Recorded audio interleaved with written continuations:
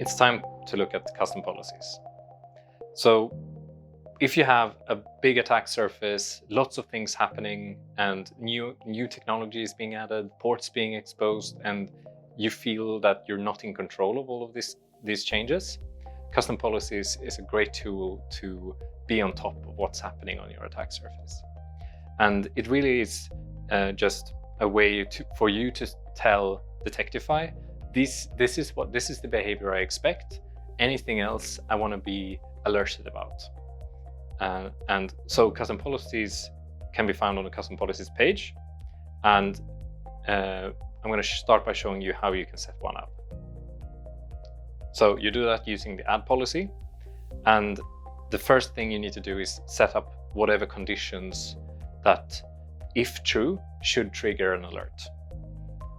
So in this case, you start with an if statement, and we can select particular port that so if we're interested in monitoring what ports are being exposed, this is the option.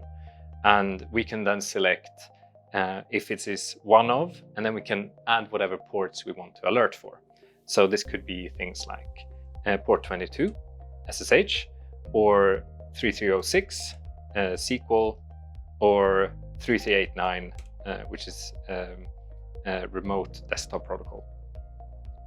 And so say we're happy with this policy, we can continue, and we select the scope for this. So maybe you want to say this policy should only apply to a certain part of your attack surface. You can define that here. This could be especially useful if there are certain domains that shouldn't have any ports exposed, like maybe they should be behind VPN or something similar.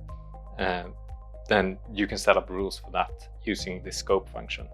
But in this case, I just want everything. I want this policy to apply to my full attack surface, so I can click continue. The next step is to set the severity. In this case, I have quite critical ports or important ports not to be exposed in my mind, so I'm gonna pick a higher severity for this. And the last step is to just name it. And we can name it to whatever we want, but it's usually a good idea to name it to something so that it makes sense for you. Okay, this policy is this. So we can have severe ports being exposed. Could be the name, and we can create it, and we will find it in the list of policies here.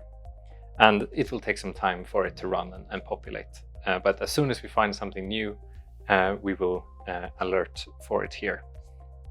If we look at some of the older policies that have been created, we can, for example, here we have one for technology looking for PHP. So we have a push, maybe we have a push to deprecate PHP, as this policy name suggests. This is a way to find wherever we are using PHP, which can help us in this deprecation process. And that's it for policies.